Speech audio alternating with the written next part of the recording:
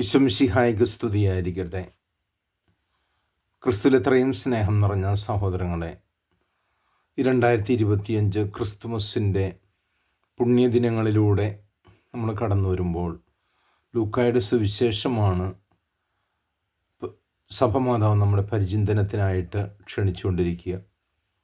ഈശോയുടെ തിരുജനനത്തോടനുബന്ധിച്ചുള്ള സിമിയോൻ പ്രവാചകൻ്റെ, സിമിയോൻ ദീർഘദർശിയുടെ ദൈവത്തിന് നേർക്കുള്ള പ്രാർത്ഥന, ഇസ്രായേലിൻ്റെ മോക്ഷത്തിനായി ജനതകൾ കാത്തിരുന്ന രക്ഷ എൻ്റെ കണ്ണുകൾ കൊണ്ട് കണ്ടിരിക്കുന്നതിനാൽ സമാധാനത്തിൽ ഈ ദാസനെ വിട്ടയക്കണമേ, താൻ രക്ഷകനെ കണ്ടിട്ടല്ലാതെ മരിക്കുകയില്ല എന്നുള്ള പരിശുദ്ധാത്മാവിൻ്റെ പ്രചോദനം ഉൾക്കൊണ്ട ശിമോൻ ഉദ്ഘോഷിച്ചു.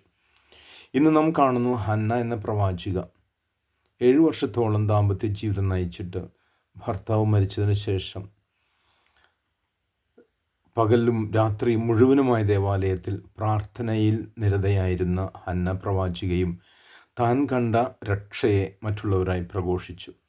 പ്രിയമുള്ളവരെ, ശിമിയോൻ്റെയും ഹന്നായുടെയും ഈ ജീവിതം പരിശോധിക്കുമ്പോൾ നമുക്ക് അവിസ്മരണീയമായ പല സന്ദർഭങ്ങളും നമ്മുടെ ജീവിതത്തിലുണ്ടാകാം. പല പ്രത്യേക ഡേറ്റുകളുണ്ടാകാം.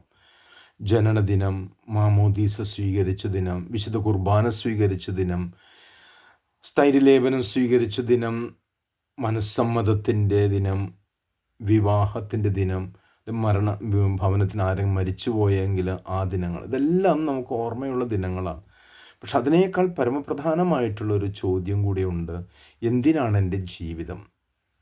ജീവിതത്തെക്കുറിച്ച് നിരാശപ്പെടാനുള്ളതല്ല, അത് മഹത്തായിട്ടുള്ള ധന്യതയാർന്ന ഒരു അവസരം തന്നെ.